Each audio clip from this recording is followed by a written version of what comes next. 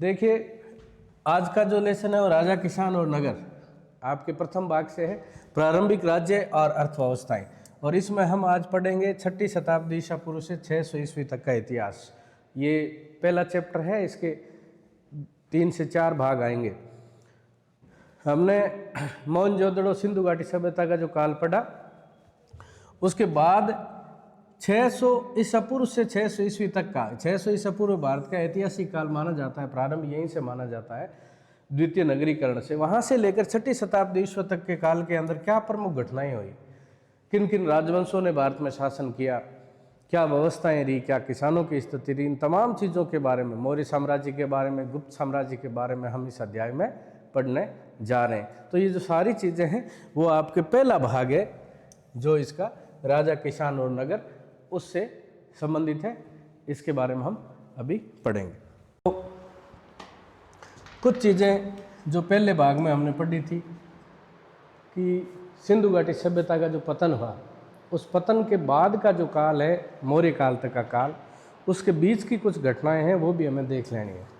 पहले 1900 ईसा पूर्व के बाद का काल विकसित हड़प्पा सभ्यता के पतन का काल था, जो हमने पहले भाग में पढ़ लिया कि हड़प्पाई जो नगर थे वो कई कारणों से नष्ट हो गए, जिसमें वनों की कटाई थी, नदियों का मार्ग बदलना था, जलवायु परिवर्तन था। उसके बाद का काल यानी 1800 ईसा पूर्व के आसपास का काल विकसित हड़प्पा सभ्यता के पतन का काल था। उसके बाद मौर्य साम्राज्य की स्थापना से पहले 1500 वर्ष की जो प्रमुख घटनाएं हैं वो ये है, यानी सिंधु घाटी सभ्यता के पतन से लेके और मौर्य काल की स्थापना के बीच की कुछ घटनाएं हैं, वो भी हमें याद रखनी है। क्योंकि इतिहास के अंदर काल क्रम या कालबद्धता बहुत बड़ी चीज़ है, निरंतरता बड़ी चीज़ है। आपको ये अच्छी तरह से समझ में आना चाहिए कि सिंधु घाटी सभ्यता के पतन के बाद कौन कौन सी सभ्यताएं और हम मौर्य काल तक कैसे पहुंच गए। देखिए, सबसे पहले कि 1500 ईसा पूर्व से 1000 ईसा पूर्व का काल जो है वो वैदिक काल कहलाता है, वैदिक सभ्यता का काल कहलाता है। वैदिक काल 1500 ईसा पूर्व से लेकर 1000 ईसा पूर्व के बीच का काल। और वैदिक काल में ऋग्वेद का संकलन हुआ। देखिए आप, ऋग्वेद जो है उसका संकलन 1500 से 1000 ईसा पूर्व के बीच माना जाता है।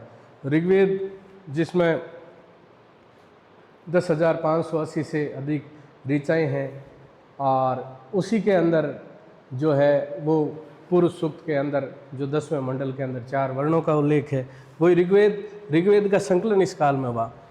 ये जो वैदिक सभ्यता थी वो पूर्ण रूप से कृषि और पशुपालन पर आधारित थी। हमने सिंधु घाटी सभ्यता पढ़ी, वो व्यापारिक नगरीय सभ्यता थी, नगरों में लोग रहते थे, व्यापार करते थे। हमने देखा कि किस प्रकार से उनका जो व्यापार है वो मेसोपोटामिया से था, बहरीन द्वीप से था, ओमान से था, ये तमाम जो क्षेत्र थे वहाँ से उनका व्यापार था और नगरों में लोग रहते थे, शानदार नगर थे उनके। लेकिन जो ये जो काल है 1000 ईसा पूर्व से 1000 ईस्वी के बीच का काल है, वैदिक काल है। और वैदिक सभ्यता के जो लोग थे आर्य, वो कृषि और पशुपालन पर आधारित थे, यानी खेती करते थे और मूल रूप से पशु है वो रखते थे अपने। और ये पूर्ण रूप से ग्रामीण सभ्यता थी, यानी नगर है, उन नगरों में ये लोग नहीं रहते थे। ये ध्यान रखने वाली बात है। नगरीय सभ्यता नहीं थी, ग्रामीण सभ्यता थी। कौन सी? वैदिक सभ्यता। वर्ण व्यवस्था कठोर नहीं थी। हालांकि ऋग्वेद के 10वें मंडल में वो जो 4 वर्णों का उल्लेख है, ब्राह्मण, क्षत्रिय, वैश्य, शूद्र, लेकिन वो जन्म आधारित नहीं थे, कर्म आधारित थे, तो कठोर नहीं थी। एक ही घर में चारों ही वर्णों के लोग हो सकते थे। आर्य कबीले ये जन के रूप में संगठित थे। 1500 ईसा पूर्व से लेके जो आपके 1000 ईसा पूर्व के बीच का काल है वो वैदिक सभ्यता का है। और ये जो आर्य लोग थे, जो वैदिक सभ्यता आर्यों की थी, ये जन के रूप में संगठित थे। अब जन का कैसे हुआ? देखिए, सबसे पहले कुल था। कई कुल है, परिवार छोटी इकाई होती थी और परिवार से कुल बनता था, कुल से ग्राम, और ग्राम से विश्व बनता था, और विश्व से जन बनता था।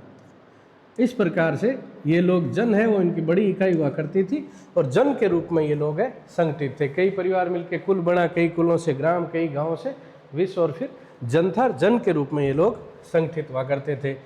सभा और समिति बहुत इंपॉर्टेंट है। सभा और समिति उनकी महत्वपूर्ण संस्थाएं थी। यानी जो जन का मुखिया होता था या राजा मान सकते हो आप, जन का मुखिया दो समितियों के द्वारा उनके कंट्रोल में रहता था। पहली सभा और दूसरी समिति। सभा में क्या था, सम्राट वर्ग या अभिजात वर्ग या जो मुखिया लोग थे उस समाज के, आर्यों के समाज के, वैदिक काल के, उनकी सभा थी। और समिति आम जन की सभा थी। वो भी राजा को एक तरीके से परामर्श दे सकती थी, राजा को पदच्युत कर सकती थी जो जन का मुखिया होता था उसको। इस प्रकार से ये व्यवस्थाएं थी आर्यों की। 1500 ईसा पूर्व से 1000 ईस्वी के बीच का काल है, वो वैदिक काल कहलाता है। हमने पढ़ा 2600 ईसा पूर्व से लेकर 1900 ईसा पूर्व के बीच का काल सिंधु घाटी सभ्यता का काल था।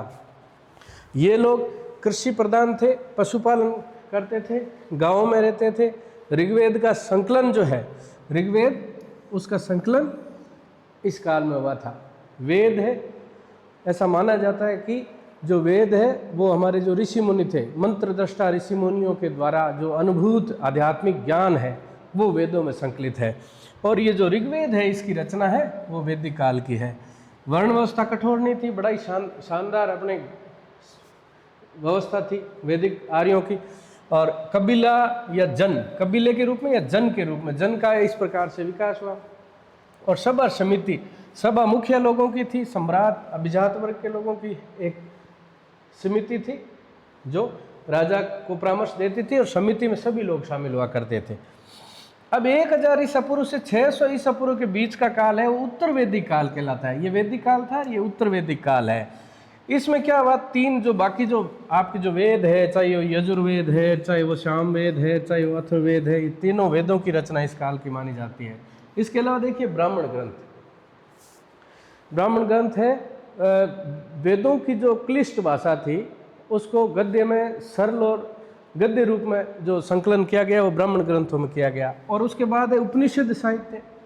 उप का मतलब होता है समीप, निषद का मतलब बैठना, यानी गुरु के पास बैठकर जो ब्रह्म विद्या हासिल की जाती थी वो उपनिषद था। और इनकी संख्या वैसे 108 मानी जाती है, पर 12 उपनिषद है वो बहुत खास है, जिसमें मुंडक उपनिषद से सत्यमेव जयते लिया गया है, मांडुक्य उपनिषद है, कठोपनिषद है, प्रश्नोपनिषद है, बहुत सारे उपनिषद जो है। ये सारा का सारा जो वैदिक साहित्य है वो उत्तर वैदिक काल में लिखा गया। तीनों वेद, ब्राह्मण ग्रंथ, उपनिषद वगैरह, ये उत्तर वैदिक काल। टाइम क्या है, 1000 से 600 ईसा पूर्व। इस काल में क्या हुआ, आर्यों का विस्तार पूर्वी भारत की ओर हुआ।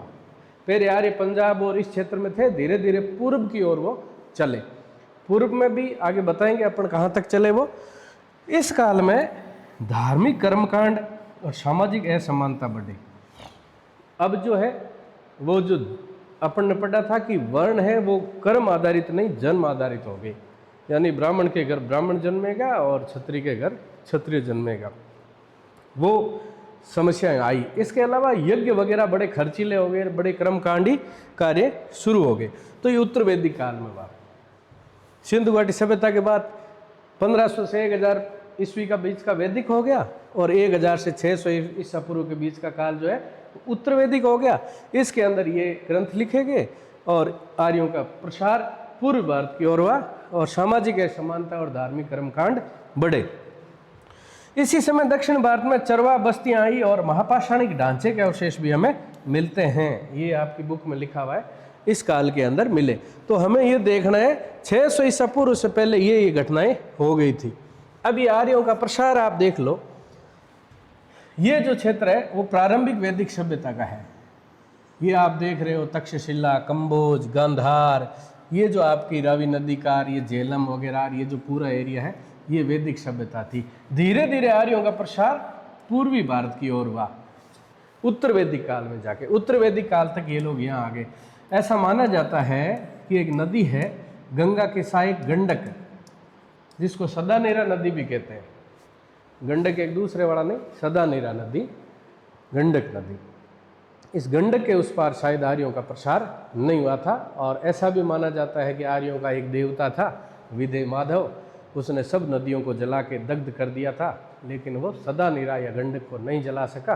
तो गंडक के उस पार जाने वाले लोगों को कई बार धर्म से बहिष्कृत कर दिया जाता था। और ऐसा भी माना जाता है कि वो जो है कार्य, उसकी वजह से बौद्ध धर्म और जैन धर्म का उत्कर्ष हुआ। ये बड़ा कारण था, क्योंकि बंगाल की खाड़ी और दूसरे क्षेत्रों से इस साइड में जाके व्यापार होता था। तो यहाँ तो थे वैदिक कालीन आर्य, फिर पूर्व की ओर उत्तर वैदिक कालीन, यानी 1000 से 600 ईसा पूर्व काल में पूर्व की ओर है तो आर्यों का प्रसार हुआ। अब देखिए पहला जो आपका बिंदु आता है वो प्रिंसेप या प्रियदर्शी। आपकी पाठ नंबर 2 का किसान राजा, उसका जो पहला भाग है उसमें आया है आपके प्रिंसेप और प्रियदर्शी। प्रियदर्शी का मतलब क्या है, या प्रियदर्शी का मतलब है मनोहर आकृति वाला, यानी सुंदर आकृति वाला, एकदम सुंदर सा, जिसका श्रीमुख हो, बड़ा सुंदर सा जो दिखता हो, वो प्रियदर्शी। और मौर्य सम्राट अशोक के लिए ये शब्द अभिलेखों में प्रयुक्त हुआ है। अशोक के अभिलेखों में अशोक को प्रियदर्शी या सुंदर मुख आकृति वाला बताया गया है। अशोक को प्रियदर्शी और देवानी प्रिय, देखिए दूसरा नाम आता है देवानी प्रिय, पहला आता है प्रियदर्शी या प्रियदर्शी, सुंदर दिखने वाला। देवानी प्रिय जो देवताओं को प्रिय है, देखो भाई सुंदर है तो प्रिय होना ही है, हाँ, तो देवताओं को प्रिय है, देवानी प्रिय, ठीक है। 2 नाम आते हैं। अब 2 नाम जरूर देखें, ये मास्की और गुर्जरा अभिलेखों में अशोक का नाम मिलता है। मास्की और गुर्जरा, ये 2 ऐसे अभिलेख है अशोक के जिनमें अशोक का नाम अशोका मिलता है, बाकी उसको प्रियदर्शी या देवानी प्रिय के नाम से जाना गया है। जेम्स प्रिंसेप जो था उसने 1830 के दशक में अशोक के अभिलेखों जो ब्रह्मी और खरोष्टी लिपि में लिखे गए थे उनका अर्थ निकाला था। अब ये किसी के पल्ले पड़ रहा है तो देख लो, कहीं से नहीं पड़ेगा, है ना। ये जो लिपि थी उसके अभिलेखों के, वैसे 4 प्रकार की लिपियों में ये लिखा गया था। ब्रह्मी भी थी, खरोष्टी भी थी, यूनानी जो मिश्रित आरामाइक भी थी, है ना, उनके अंदर भी ये मिलता है। लेकिन हमें ये याद रखना है कि जो जेम्स प्रिंसेप है उसने 1830 में अशोक के जो ब्रह्मी और खरोष्टी लिपि में जो अभिलेख लिखे गए थे उनका अर्थ निकाला था। अशोक के अभिलेखों में भारत में शासन करने वाले कई राजवंशों के इतिहास की पुनः रचना में गति मिली। पहले ही बता चुके हैं अपन कि किसी भी शासक का, किसी भी राजवंश का यदि आपको इतिहास का पता लगाना है तो सबसे पहले उसके सोर्स चाहिए, स्रोत चाहिए। स्रोतों में सिक्के हो सकते हैं, अभिलेख हो सकते हैं, लिखा हुआ साहित्य हो सकता है, विदेशी यात्रियों के विवरण हो सकते हैं। तो अशोक महान के तो सैकड़ों की तादाद के अंदर अभिलेख मिले और उन अभिलेखों से मौर्य काल का इतिहास है उसको पुनः रचना के अंदर बड़ा फायदा मिला। अभिलेख पत्थर पर, धातु या मिट्टी के बर्तन जैसी कठोर सतह पर किसी शासक की उपलब्धियों, क्रियाकलापों और विचारों का अंकन किया जाता था। पत्थर ले लो, उस पत्थर पर राजा के जो क्रियाकलाप है, जो उसकी उपलब्धियां है, जो उसने क्या कार्य किए, वो सारी चीज़ें पत्थर पर या धातु पर या मिट्टी पर कहीं लिख दी जाती, स्थापित कर दी जाती। आज के टाइम में वो मैसेज फॉरवर्ड करने वाला सिस्टम था नहीं, अखबार की तरह या पुस्तकों का सिस्टम तो था नहीं कि इतनी साक्षरता नहीं होगी, सब जगह वो चीज़ें पहुंच जाए। तो ये मुख्य पर्यटन स्थल है, धार्मिक स्थल है, बड़े बड़े जो उस समय के जो हाईवे थे उनके आगे इस प्रकार के पत्थर वगैरह रख दिए जाते हैं जिसमें राजा की उपलब्धियां होती और आम जनता तक वो बात है प्रसारित हो जाती कि राजा क्या चाहता है। तो प्रिंसेप और प्रियदर्शी, देखो सीधी सी बात है, प्रियदर्शी या प्रियदर्शी मनोहराकृति वाला है और देवानी प्रिय देवताओं को प्रिय है। अशोक के ये नाम है। मास्की और गुर्जरा ऐसे अभिलेख है जिसमें अशोक का नाम अशोका मिलता है। जेम्स प्रिंसेप जो था उसने 1830 में ब्रह्मी और खरोष्टी लिपि का अर्थ निकाल लिया। अशोक के अभिलेखों से भारतीय इतिहास को जानने का बड़ा अवसर मिला है। और अभिलेख क्या है? अभिलेख पत्थर, धातु, मिट्टी की कठोर सतह वाली चीज़ों पर राजा की उपलब्धियों का, उसके विचारों का, उसके क्रियाकलापों का अंकन है। बस ये याद रखें। अब देखो अगला, प्रारंभिक राज्य 2 पॉइंट। इसमें क्या है? 2.1 में देखिए आप, सोले महाजनपद। सोले महाजनपद की बात की गई है 2.1 में कि 6ठी शताब्दी ईसा पूर्व का काल, यानी 1 ईस्वी से अभी अपन 2025 में चल रहे हैं और यहाँ से 6ठी शताब्दी ईसा पूर्व का काल यानी 1 से 600 साल पहले की काल जो काल है वो जो शताब्दी है वो परिवर्तनकारी मानी जाती है, यानी उसमें कुछ ऐसे काम हुए जिसके कारण उसको याद किया जाता है। बहुत सारे नवाचार हुए इतिहास के अंदर। क्या हुआ? पहला द्वितीय नगरीकरण हुआ। पहला नगरीकरण तो अपन ने पढ़ ही लिया, सिंधु घाटी सभ्यता का था। सिंधु घाटी सभ्यता के पतन के बाद दोबारा जब नगरों का विकास हुआ उसको द्वितीय नगरीकरण कहा जाता है। और वो विकास कब हुआ? 600 ईसा पूर्व, 6ठी शताब्दी ईसा पूर्व। इस काल में लोहे का प्रयोग हुआ, लोहा पहली बार खोजा गया।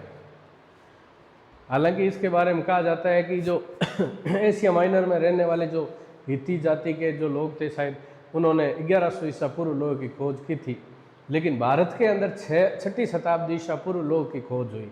और लोहे की खोज से दो चीज़ों में बड़ा क्रांतिकारी परिवर्तन आया। पहला, कृषि के क्षेत्र में खेतों का जो हुआ और कृषि के अंदर ज़बरदस्त पैदावार बढ़ी। लोहे के उपयोग से बड़े बड़े जंगल काटे गए और कृषि के अंदर जो है वो क्रांतिकारी परिवर्तन हुए और अधिशेष हुआ, यानी एक्स्ट्रा धान हुआ और उसको बेचने के लिए विदेश में व्यापार भी हुआ। उसी काल में सिक्कों का विकास हुआ। देखो, पंचमार्क हाथ सिक्के 6ठी शताब्दी ईसा पूर्व में आया। पहले तो वस्तु विनिमय था, और देंगे क्या, जब होगा तब देंगे, कुछ था ही नहीं तो क्या देते। सिक्कों का विकास हुआ। जैन और बौद्ध धर्म का आगमन हुआ। गौतम बुद्ध और भगवान महावीर स्वामी ये इसी काल के हैं। और प्रारंभिक राज्यों की स्थापना हुई। हम 16 महाजनपदों को पढ़ेंगे, ये भी 6ठी शताब्दी ईसा पूर्व के अंदर ही आए। अभी क्वेश्चन ये पूछा जा सकता है, सवाल ये पूछा जा सकता है कि 6ठी शताब्दी ईसा पूर्व का काल परिवर्तनकारी काल क्यों माना जाता है? तो इसके 5-6 कारण अपन को बताने हैं। नंबर 1, द्वितीय नगरीकरण की शुरुआत हुई। नंबर 2, लोहे का प्रयोग सर्वप्रथम शुरू हुआ। नंबर 3, सिक्कों का विकास हुआ। नंबर 4, जैन और बौद्ध धर्म का आगमन हुआ। नंबर 5, प्रारंभिक राज्यों का उदय हुआ। ये 5-6 कारण है जो ये बताते हैं कि परिवर्तनकारी काल माना जाता है। अब ये जो प्रारंभिक राज्य 16 महाजनपद है, जैन और बौद्ध ग्रंथों में इन 16 राज्यों का उल्लेख किया गया है। कौन कौन से? जैन ग्रंथ भगवती सूत्र, याद रखें, भगवती सूत्र जैन ग्रंथ है, और बौद्धों का ग्रंथ है अंगुत्तर निकाय। इसके अंदर 16 महाजनपदों का उल्लेख है। सबसे पहले 16 महाजनपद, 6ठी शताब्दी ईसा पूर्व का काल। 2 ग्रंथ है, जैनियों का जो भगवती सूत्र है और बौद्धों का अंगुत्तर निकाय। इसके अंदर पहली बार इन 16 महाजनपदों का उल्लेख है। ये जो 16 महाजनपद थे या शुरुआती जो राज्य थे वो 2 प्रकार के होते थे, राजतंत्रात्मक और गणतंत्रात्मक। या तो राजा शासन करते थे या गण या आम जनता परोक्ष रूप से शासन करती थी। 2 तरीके थे। अच्छा, गणराज्य के शासन लोगों के द्वारा किया जाता था और वो 2 बड़े राज्य थे जिसमें वजी और मल है, जिससे भगवान वजी संघ से तो भगवान बुद्ध खुद थे। वजी और मल, याद रखें, वजी और मल 2 गणराज्य थे, जनता के द्वारा शासन होता था, बाकी राजतंत्रात्मक थे।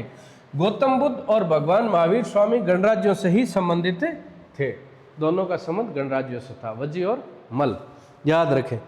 प्रत्येक महाजनपद की एक राजधानी थी, स्वाभाविक है, हर एक महाजनपद की एक राजधानी हुआ करती थी। इसी काल में, यानी 6ठी शताब्दी इसी काल में ब्राह्मणों के द्वारा धर्मशास्त्रों की रचना की गई। धर्मशास्त्र जो है, ये मनुस्मृति की एक फोटो है, धर्मशास्त्रों की रचना की गई। मनुस्मृति है, चाहे याज्ञवल्क्य स्मृति है, नारद स्मृति है, पाराशर, जितने भी स्मृति ग्रंथ है या धर्मशास्त्र है, उनकी रचना इस काल के अंदर की गई। और ये अपेक्षा की जाती थी कि शासन क्षत्रिय वर्ण से हो। शासन मैंने पहले ही बताया, 6ठी शताब्दी ईसा पूर्व में उत्तर वैदिक काल तक आते आते वर्ण व्यवस्था कठोर हो गई और जन्म आधारित हो गई। और उसमें इन शास्त्रों के अंदर ऐसे प्रावधान किया गया कि शासन करने वाला व्यक्ति क्षत्रिय से हो, या वर्ण है वो क्षत्रिय होना चाहिए। शासक वर्ग व्यापारियों, शिल्पकारों, वनवासियों, चरावाओं से भेंट वसूलते थे। अब जो शासन करते थे उनको रेवेन्यू चाहिए, पैसा चाहिए, और पैसा कहाँ से आता? व्यापारियों से, शिल्पकारों से, वनवासियों से, चरवाहे जो थे उनसे लिया जाता। और कई बार तो पड़ोसी राज्यों पर अटैक कर देते।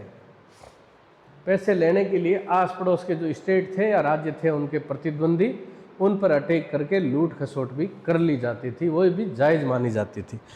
धीरे धीरे अनेक राज्यों ने स्थायी सेना और नौकरशाही तंत्र स्थापित किया। बहुत सारे ऐसे राज्य रहे जो धीरे धीरे, भाड़े के सैनिक तो काम करते नहीं थे, भाई भाड़े वाले तो भाग जाएंगे, वो क्या न्याल करेंगे। स्थायी सेना बनाई उन लोगों ने। और ब्यूरोक्रेसी या फिर नौकरशाही आप कह सकते हो कि पूरा जो राजा से लेके और नीचे तक का जो तंत्र है, पूरा प्रधानमंत्री हो उनका, चाहे सेना का हो, चाहे न्यायालय का हो, चाहे पुलिस की व्यवस्था हो, कानून की व्यवस्था हो, सारी की सारी व्यवस्थाएं हैं वो उन लोगों ने की। स्थायी राज्य की ये खासियत होती है ना। तो ये देखना है प्रारंभिक राज्यों। क्रांतिकारी क्यों था बताया जा चुका है। 2 ग्रंथों में 16 महाजनपदों का उल्लेख है, अंगुत्तर निकाय और भगवती सूत्र। 2 ही गणराज्य थे, वजी और मल्ल। धर्मशास्त्रों में क्षत्रिय वर्ण को प्राथमिकता दी है कि राज यही करेगा। शिल्पकारी, वनवासी वगैरह, इनसे टैक्स वसूला जाता था। कई बार एक दूसरे पर दावा बोल देते, दावा बोल बाल के पैसे पूसे ले आते। अनेक राज्यों में स्थायी सेना का विकास हुआ और नौकरशाही मजबूत हुई। यानी जो ब्यूरोक्रेसी है, जो आज के शासन सचिव से लेके जो नीचे तक का पूरा एक सिस्टम होता है, वो कहीं न कहीं वो तैयार किया गया। तो ये प्रारंभिक राज्य 2.1 में अपन ने इसको पढ़ा है। अब ये 16 महाजनपद है, देखो इसको थोड़ा विशेष रूप से देख लेना है।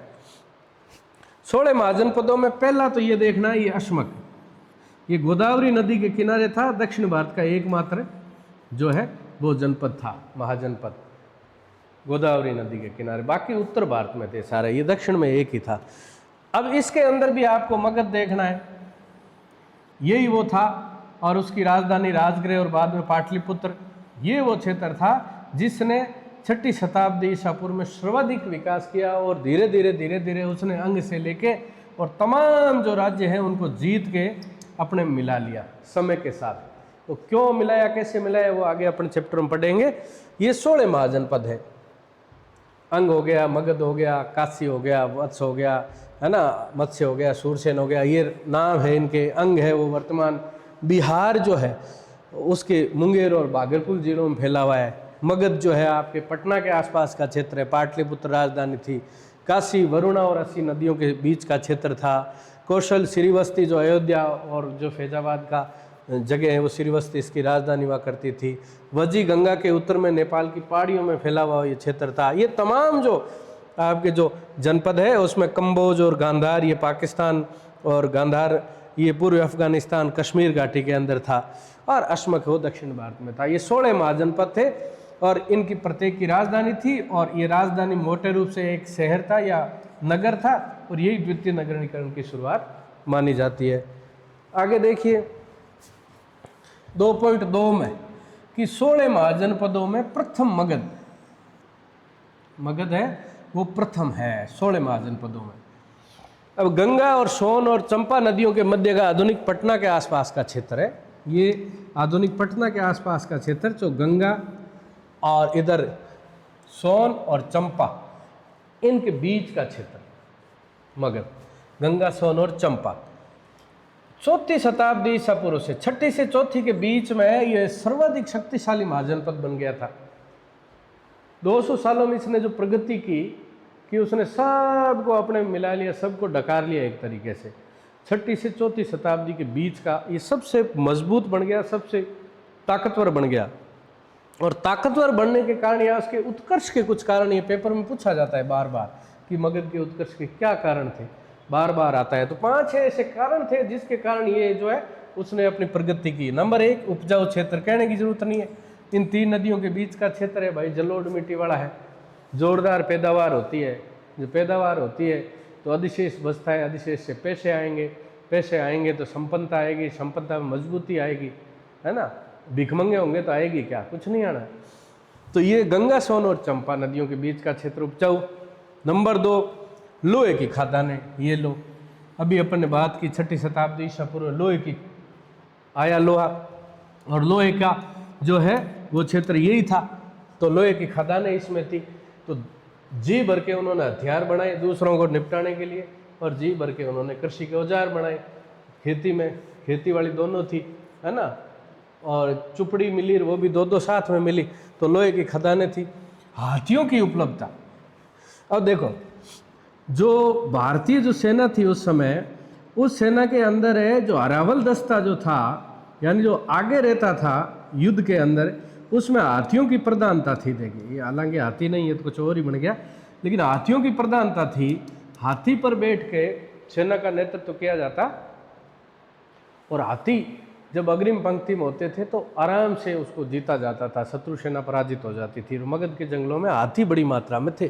तो पहला उपजाऊ क्षेत्र था, लोहे की खदानें थी, हाथियों की उपलब्धता थी, और गंगा और उसकी सहायक नदियों का जल मार्ग। अब गंगा चल रही है, सोन चल रही है, चंपा चल रही है, तो उनका जो जल मार्ग है वो उस समय का एक तरीके का नेशनल हाईवे था, पानी वाला, और आराम से व्यापार इधर से उधर हो जाता। 5 पहाड़ियों से घिरा हुआ सुरक्षित राजधानी क्षेत्र। अब जो राजधानी क्षेत्र है वो 5 पहाड़ियों से घिरा हुआ था, तो फटाफट उस पर अटैक नहीं किया जा सकता। मगध अपने आप में सुरक्षित था, वो बड़ा कारण था। और तीसरा था शासकों की नीतियाँ। जो राजा थे वहाँ के, चाहे वो अजात शत्रु थे, चाहे वो कालाशोक थे, महापद्मनंद थे, घनानंद थे, चंद्रगुप्त मौर्य थे, उन तमाम जो राजा लोग थे उनकी नीतियाँ थी, विस्तार की नीतियाँ थी। उन्होंने मगध का सीमाओं का चारों ओर विस्तार किया और बहुत ही मजबूत लोग थे। यानी जो पूत सपूत तो क्योदन संचय और पूत कपूत तो क्योदन संचय, तो ये लोग सपूत थे और उन्होंने मगध की सीमाओं को बढ़ाया। तो ये 6 कारण आपको दिमाग में रख लेना है। उपजाऊ क्षेत्र, लोहे की खदान, हाथियों की उपलब्धता, गंगा और उसकी सहायक नदियों का जलमार्ग, 5 पहाड़ियों से घिरा हुआ सुरक्षित क्षेत्र, और शासकों की नीतियाँ। अब मगध में शासन करने वाले प्रारंभिक राज्य, हालांकि ये थोड़ा आपके उसमें नहीं है, लेकिन आपको देख लेना है। हमने 6ठी शताब्दी ईसा पूर्व में आके रखा है। सब सर्वाधिक पहला जो राजवंश माना जाता है वो बृहद्रथ वंश है। जरासंध इसका प्रमुख राजा था। जरासंध, वही जरासंध जिसको भगवान श्री कृष्ण ने 1/2 कर दिया था, वो वाला जरासंध बृहद्रथ वंश का था। उसके बाद हर्यक वंश का है। हर्यक वंश का जो राजा अजात शत्रु है, ये भगवान बुद्ध का शिष्य था, समकालीन था, पहली बौद्ध संगति इसके काल में हुई थी। और ये अजात शत्रु जो है, इसने सबसे ज़्यादा एक तरीके से देखा जाए तो मगध की सीमाओं का एक तरीके से विस्तार किया। और उसने जो गणराज्य थे वजी, और उनको मिलाने के लिए उसने 2 विशेष प्रकार के हथियार काम में लिए थे। यदि आप देख रहे हो, ये रथमुशल और महाशिला कंटक, ध्यान रखें, ये 2 हथियार उस समय थे। ये आपने देखा होगा, एक बाहुबली पिक्चर में इस टाइप का आता था, है ना, ये आगे चलता था तो कटिंग कर देता, और इसमें पत्थर डाल के और फेंके जाते बड़ी स्पीड से, और पता ही नहीं चलता पत्थर कहाँ से आ रहा है और काम हो जाता। इसको भी देखा होगा। ये जो है वो अजात शत्रु ने पहली बार काम में लिए वजी संघ के खिलाफ। उसी समय उदयन जो इस राजवंश का राजा था, उसने पाटलिपुत्र नगर की स्थापना भी की। दूसरा, पहला बृहद्रथ हो गया, जरासंध था, हर्यक में अजात शत्रु और उदयन थे। अजात शत्रु ये वाला जिसने ये कार्यक्रम शुरू किया था, जीत की विस्तारवादी नीति। उदयन ने पाटलिपुत्र नगर बसाया और बाद में ये बहुत बड़ा जो उसकी राजधानी बना, लंबे समय तक रहा। शिशुनाग वंश के अंदर कालाशोक उसका प्रमुख राजा था, और नंद वंश में महापद्मनंद और घनानंद थे। महापद्मनंद को सर्व संतराक या उसको दूसरा परशुराम भी कहा जाता है भाई महापद्मनंद को, और घनानंद है, और उसको हराकर चंद्रगुप्त मौर्य ने मौर्य वंश की नींव रखी थी। तो ये शुरुआती शासक, याद रखना है, अपने क्रमबद्धता का ध्यान रखना है कि उत्तर वैदिक काल के बाद में मगध के अंदर 4, मौर्य काल से पहले 4 राजवंश रहे थे, जिसमें बृहद्रथ वंश, हर्यक, शिशुनाग और नंद वंश। इसको थोड़ा देख लेना है। अब 3.0 देखिए, उसमें लिखा है प्रारंभिक मौर्य साम्राज्य। ठीक है। अब इसमें क्या है कि मौर्य राजवंश में 3 बड़े राजा थे। उनमें पहले थे चंद्रगुप्त मौर्य, काल्पनिक फोटो है। चंद्रगुप्त मौर्य 321 ईसा पूर्व से 298 ईसा पूर्व में चंद्रगुप्त मौर्य भारत के प्रथम चक्रवर्ती सम्राट कहलाते हैं। चंद्रगुप्त मौर्य, चंद्रगुप्त मौर्य की मृत्यु के बाद, उससे पहले ही 12 वर्ष तक वो मगध में अकाल पड़ा, और चंद्रगुप्त मौर्य मगध का राज्य अपने बेटे बिंदुसार को छोड़ के वो चले गए दक्षिण भारत में श्रवणबेलगोला। उसके बाद बिंदुसार जो थे वो 298 से 273 ईस्वी के बीच का काल माना जाता है। तो बिंदुसार के पिता भी महान थे और बिंदुसार का बेटा भी महान था, यानी ये महान पिता का पुत्र था और महान पुत्र का पिता था। ये इसकी बड़ी उपलब्धि है, और ज़्यादा न्याय इसने किया नहीं था बिंदुसार। अशोक महान 273 ईसा से 232 ईसा पूर्व का काल अशोक का महान माना जाता है। तो ये थोड़ा कालक्रम का ध्यान रखना है।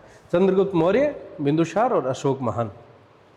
अशोक के बाद में अंतिम जो मौर्य वंशी राजा बृहद्रथ थे, उनकी हत्या 185 ईसा पूर्व में, देखो 381 में राज्य आया और 185 में गया मौर्य साम्राज्य। 185 ईसा पूर्व में पुष्यमित्र शुंग जो एक ब्राह्मण था उसके द्वारा उसका वध कर दिया गया। जब वो सेना का निरीक्षण कर रहा था तो उसकी हत्या कर दी गई और शुंग वंश की नींव रखी, वृद्धर्थ की हत्या कर दी गई। तो मौर्य साम्राज्य के बारे में, चंद्रगुप्त मौर्य 321 से 298 ईसा पूर्व, 298 से 273 उनका बेटा बिंदुसार है, जिसके काल में वो डायमेकेसर डायनोसियस आए थे, तक्षशिला के विद्रोह का उसने एक तरीके से शांत किया। उसको भी, बिंदुसार को भी अमित्र घात कहा जाता है ना, इस प्रकार की उसकी उपाधियां थी। अशोक महान का काल 273 से 232 ईसा पूर्व माना जाता है। अंतिम राजा वृद्धर्थ था, जिसको 185 में ईसा पूर्व में पुष्यमित्र शुंग के द्वारा उसकी हत्या कर दी गई। ये जो है चंद्रगुप्त मौर्य चक्रवर्ती सम्राट इसलिए कहलाते हैं क्योंकि इन्होंने पहली बार भारत को विदेशी दासता से मुक्त कराया, यूनानियों को भगाया। यूनानियों के जो राजा थे सेल्यूकस, उसको हराया, उसकी बेटी हेलेना से शादी की, पहली विदेशी महम आई थी भारत की, उससे शादी की। इसके अलावा उन्होंने ब्यूरोक्रेसी जो नौकरशाही की शानदार तरीके से भारत में स्थापना की और लगभग भारत को जीतकर एक अखंड भारत अपन कह सकते हैं उसका निर्माण इनके द्वारा किया गया था। अब ये जो क्षेत्र है इसको देख लें, ये मौर्य काल का है, मौर्य एम्पायर आप देख सकते हो। और इसके अंदर लगभग ये वो क्षेत्र है जहाँ अशोक के जो अभिलेख है वो मिले हैं, है ना, उसको भी अपने देखना है। ये आपका गुर्जरा जो अभी अपने बात की थी, ये मास की कर्नाटक में जिसमें अशोका का नाम आता है ना, ये सारे जो अभिलेख है वो मिले। इतना इस बड़े क्षेत्र के अंदर अभिलेख मिलने का मतलब ये है कि इस पूरे क्षेत्र के अंदर जो मौर्यों का शासन था और मौर्यों ने इस क्षेत्र में शासन किया और इसको जीतकर भारतीय राज्य की स्थापना की। तो ये अशोक के 3-4 प्रकार के जो पिलर है उनकी बात आ रही है, उनको देखना है। मौर्य वंश की जानकारी के स्रोत देखिए 3.1 में। किसी भी राज्य को जानने का सबसे बड़ा साधन होता है उसके सोर्स क्या है। यदि आप सोर्स को देखोगे तब पता चलेगा कि उस राज्य का इतिहास हम कैसे जानेंगे। इतिहास में कपोल कल्पित बातें नहीं डाली जाती कि जो आया वो गप सारी मार दी आपने, जैसा आया वैसी मार दी, चल रहा है, ऐसा नहीं है। उसके अंदर जो सोर्स कहाँ से लिए गए, वो चीज़ें कहाँ से लिखी गई, वो देखिए। लिखित स्रोत क्या क्या है अशोक या इनके मौर्य वंश को जानने के 3.1 के अनुसार। पहला, विष्णुगुप्त कौटिल्य या जो चाणक्य था उसका अर्थशास्त्र, जो उनका दरबारी प्रधानमंत्री था कौटिल्य चाणक्य, उसने एक ग्रंथ लिखा अर्थशास्त्र, वो मौर्य काल का सबसे बड़ा स्रोत है लिखित। विशाखदत्त का मुद्रा राक्षस, ये नाटक है विशाखदत्त का, वो भी बहुत बड़ा सोर्स है। मेगस्थनीज जो सेल्यूकस का राजदूत था और वो उस विदेशी महम के साथ आया था और दरबार में रहा चंद्रगुप्त मौर्य के, उसने एक ग्रंथ लिखा इंडिका। हालांकि वो अभी इस रूप में तो नहीं है, लेकिन उसके वृत्तांत अलग अलग जो यूनानी लोगों ने लिखे हैं इंडिका। सिंहली अनुश्रुति, दीपवंश और महावंश ध्यान रखें।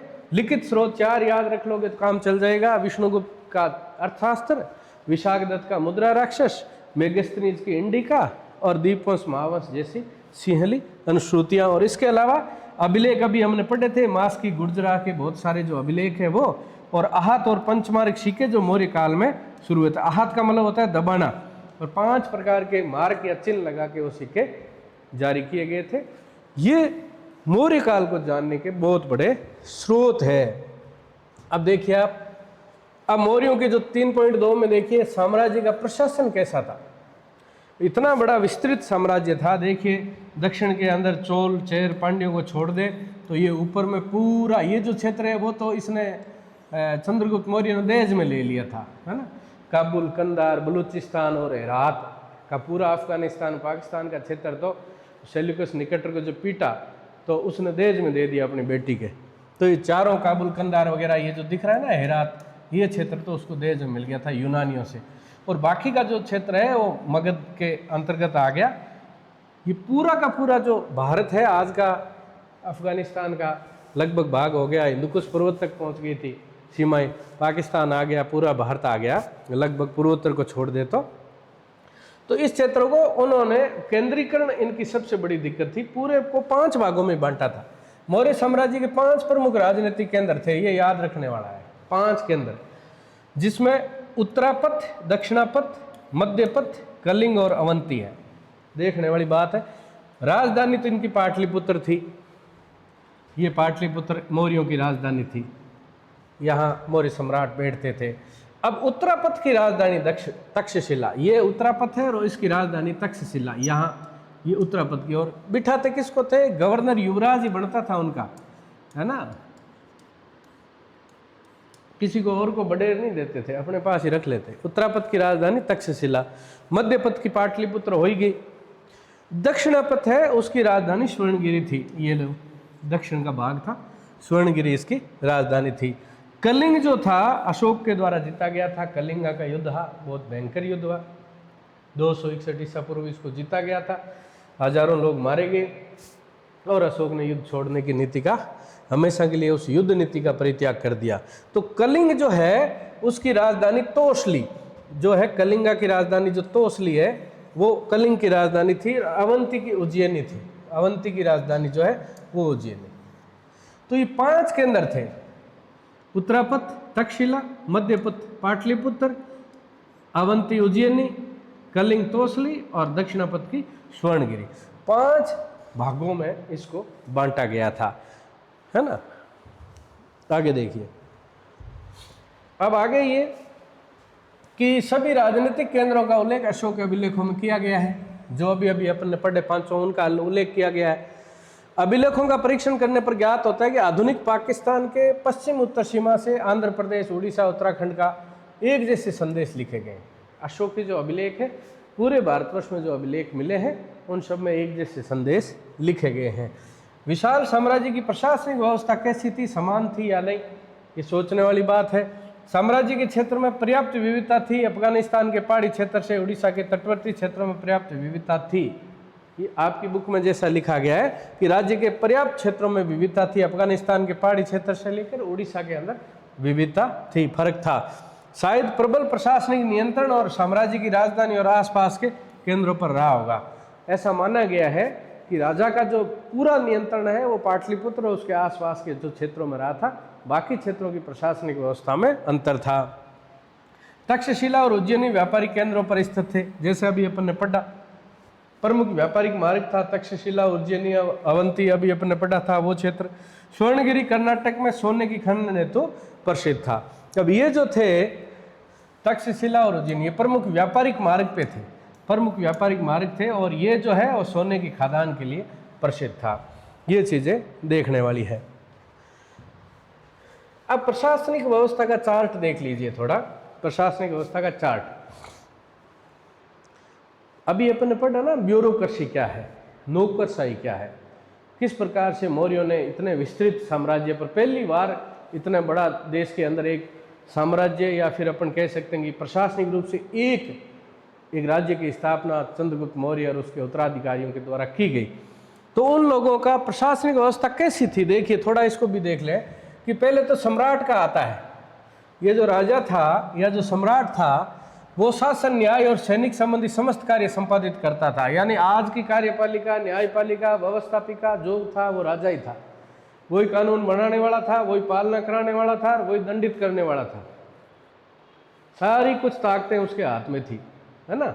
राणो जी का कहे वही उदयपुर था, मतलब सम्राट सब कुछ था। सम्राट के लिए मंत्री परिषद सलाहकार समिति होती थी, और मंत्री परिषद में भी 2 प्रकार के मंत्री थे। एक तो मंत्री न होते थे, जो किचन कैबिनेट वाले लोग होते हैं ना, अरे भाई हर आदमी के बड़े विश्वस्त लोग होते हैं, सारे लोगों में दोस्ती है, लेकिन 2-4 वो आपके जो खास फ्रेंड होते हैं, जिनके साथ सारी बातें शेयर की जा सकती है और जिनसे सुख दुख बांटा जा सकता है। तो राजा के भी 4 या 5 ऐसे लोग होते थे जो विश्वस्त थे, उनको मंत्री कहा जाता था, किचन कैबिनेट, है ना वो। और बाकी मंत्री परिषद में 12 से 20 सदस्य हुआ करते थे, राजा को सलाह देते थे।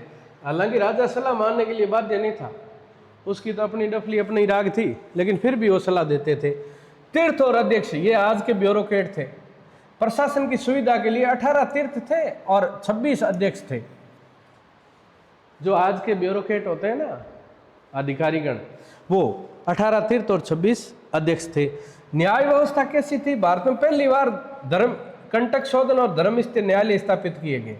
धर्मस्थल जो न्यायालय है वो दीवानी न्यायालय थे, और कंटक शोधन फौजदारी थे। पहली बार दीवानी और फौजदारी न्यायालयों का वर्गीकरण किया गया। फौजदारी के अंदर कंटक शोधन नाम, ये कंटक शोधन मतलब जो जोड़ जफाड़ हो जाता है, लड़ाई झगड़ा हो जाता है, फसाद हो जाता है, उसको सुनवाई करता था। और पैसे का लेन देन वगैरह जो भी था धर्म स्थिति में होता था। 2 न्यायालय थे, 2 प्रकार के गुप्तचर थे, संस्था और संचारा। इसी प्रशासनिक व्यवस्था में, नौकरशाही में संस्था जो थे वो एक जगह बैठ के गुप्तचरी करते थे, और संचारा जो है वो घूम घूम कर सूचनाएं लाया करते थे। और उसमें देखो महिलाएं भी थी, कहते हैं कि महिलाएं थी, कुछ तो विष कन्याएं थी, है ना। जो राजा के खिलाफ जो आदमी षड्यंत्र करता वो बात राजा तक पहुंच जाती और ये उसको निपटा देती, सुबह मरई उठते फिर। तो संस्था और संचारा 2 प्रकार के गुप्तचर थे, ये एक जगह बैठते, ये घूम लेते। 2 प्रकार के न्यायालय थे, धर्मस्थ्य और कंटक शोधन। तीर्थ और अध्यक्ष ये प्रशासनिक अधिकारी थे, मंत्री परिषद में मंत्री और मंत्री परिषद थी। इसके अलावा अभी अपन ने पढ़ा कि पूरे मौर्य काल के अंदर जब उन लोगों ने इतना बड़ा साम्राज्य स्थापित किया तो उसके लिए सेना चाहिए थी, जबरदस्त सेना थी मौर्यों की। सेना में 6 लाख की शक्तिशाली सुगठित सेना थी, 6 लाख की सैनिक थी, जो 5 सदस्यों की 5 सदस्यों वाली 6 समितियों द्वारा संचालित की जाती थी सेना। यानी 5 लोगों की जो 6 प्रकार की समितियां थी उनके द्वारा ये सेना है उसका पूरा संगठन किया जाता था। कौन कौन सी थी उसमें? पैदल सेना की समिति थी, नौ सेना की थी, अश्व सेना घोड़ों की थी, रथ सेना की थी, गज सेना की थी और रसद थी। यानी पैदल सेना की समिति, नौ सेना जो चलती थी बंगाल की खाड़ी में, अरब सागर में जो उनकी सेनाएं तैनात रहती होगी उसकी समिति अलग थी। घोड़ों बड़ी घुड़सवार सेना थी उसकी समिति अलग थी, हाथियों की थी, रथ की थी और रसद समिति, ये जो सबको माल की आपूर्ति करती। आज की तरह ट्रक तो थे नहीं कि भाई ट्रक में तेल डाल लिया 5,000 किलोमीटर चल लो। घोड़े थे, गधे थे, ये जो आपके हाथी थे उनके लिए खाने पीने, उसको पीने के लिए चारे की व्यवस्था, सैनिकों के लिए खाने की व्यवस्था, है ना। तमाम प्रकार की जो जब सेना चलती थी तो पहले प्लानिंग करनी होती थी, वो प्लानिंग और रसद की आपूर्ति इस समिति के द्वारा होती थी। तो ये मौर्यों का प्रशासनिक चार्ट एक मोटे रूप से अपन देख सकते हैं। अब धम्म महामात्र की बात आती है, देखो इसमें कि अशोक के राज्याभिषेक के 13वें साल में, कितना है 13वें साल में, प्रजा के नैतिक जीवन का प्रचार प्रसार करने और ऐसे कार्य करने जिससे प्रजा में धर्म की वृद्धि हो और महामात्रों की नियुक्ति की गई। जनता नैतिक रूप से अच्छी बनी रहे, नियमों की पालना करे, उनका आचार विचार अच्छा हो, ठीक है ना, लोग नैतिक जीवन अच्छा जिए, धर्म का प्रसार हो, इसके लिए धर्म महामात्रों की नियुक्ति है वो अशोक महान के राज्याभिषेक के 13वें वर्ष में की गई थी। अब अशोक का धम्म है भाई, अशोक ने जब कलिंगा को जीता तो जीतने के बाद 261 ईसा पूर्व में जब इसने जीता, इतना बड़ा नरसंहार जो हुआ, लोगों को मरते देखा तो उसने ये छोड़ दिया, युद्ध विजय की जगह धम्म विजय शुरू कर दी। अब धम्म क्या था? अशोक के सिद्धांत धम्म के बहुत सरल थे और बहुत सार्वभौमिक थे, यानी सब लोग पालना करें इस प्रकार के उसके नियम थे। अहिंसा, सहिष्णुता और जन कल्याण की भावनाओं को प्राथमिकता दी गई। सभी धर्मों के अंदर ये चीज़ें आती है कि हिंसा ना करें, सबके साथ लेके चले, सबको, सबका कल्याण हो उसमें। इस प्रकार के सरल और सार्वभौमिक नियमों वाला अशोक का धम्म था, वो देखना है। अब मौर्यों के बाद के जो काल है वो देख लेते हैं। 185 के बाद में ये आए, कौन आए? शुंग वंश। पुष्यमित्र शुंग ने मारा वृद्धत को और वो 185 से 73 ईस्वी तक रहा, ईसा पूर्व तक रहा। फिर कर्ण वंश 173 से 30 ईसा पूर्व तक रहा। फिर सातवान वंश 230 ईसा पूर्व से 220 ईस्वी तक रहा। ये सातवान वंश जो मातृशतात्मक था, गौतमी पुत्र सातकर्णी जो उसके राजा थे। कुषाण वंश है जो प्रथम शताब्दी ईसा पूर्व से दूसरी शताब्दी का आसपास रहा। ये कुषाण जो यूची कबीले के थे और चाइना के माने जाते हैं, उन्होंने भारत में राज्य स्थापित किया। और ये लोग हैं वो भी इस काल के बाद आते हैं। अब लास्ट में मौर्यकालीन अभिलेख को देख लेते हैं। मौर्य के कई प्रकार के अभिलेख मिले हैं अशोक के, जिनमें सबसे पहले दीर्घ शिलालेख है, उनमें 8 स्थान पर लिखे हैं। ये 8 स्थान से 14 इस प्रकार के शिलालेख मिले हैं। कहाँ कहाँ से? धौली, जोगढ़, साबजगढ़ी, मानसेरा, कालसी और सोपारा, गिरनार। ये है ना धौली जोगढ़ उड़ीसा के अंदर, साबजगढ़ी, मानसेरा, कालसी, सोपारा और गिरनार पर्वत पर दीर्घ शिलालेख है। अब लघु शिलालेख कौन से हैं? देखो, ये याद रखने वाले ज़्यादा नहीं है, लेकिन फिर भी देख लें। रूपनाथ, गुर्जरा, बाबरू, मास्की, सहसरा, महास्थान, ये मास्की और गुर्जरा वही है जिनमें अशोक के नाम आते हैं। ये बाबरू अपने विराटनगर में या विराट की सभ्यता में जो मिला है, जिसमें बुद्धम शरणम गच्छामि, संगम शरणम गच्छामि की बात आती है, बाबरू जयपुर में। स्तंभ लेख 6 मिले हैं 6 स्थानों से, जिसमें दिल्ली टोपरा, दिल्ली मेरठ, लोरिया, रेराज, लोरिया, नंदनगढ़ और लघु स्तंभ लेख है वो 15 मिले हैं। इस प्रकार के बहुत सारे शिलालेख, स्तंभ लेख अशोक के मिले हैं जो मौर्यों के इतिहास को दोबारा लिखने में काम आ रहे हैं। अब अशोक के नाम की उपाधियां देखो, ये देवानी प्रिय है, मास के अभिलेख में ये लिखा हुआ है, ये देवानी प्रिय लिखा हुआ है, अशोक के अभिलेख में लिखा हुआ है। अशोका का नाम मिलता है मास की लघु शिलालेख में, अशोक का नाम। अशोक की उपाधि देवानी प्रिय जो है वो दी गई है। गुर्जरा जो अभिलेख है उसमें भी देवानी प्रिय की उपाधि दी गई है और प्रियदर्शी की उपाधि भी मिलती है। ये अशोक के नाम आते हैं गुर्जराओं और मास्की में, जिनके पिक है वो ये है। तो इसका पहला भाग पूर्ण हुआ। नेक्स्ट भाग में आगे पढ़ेंगे।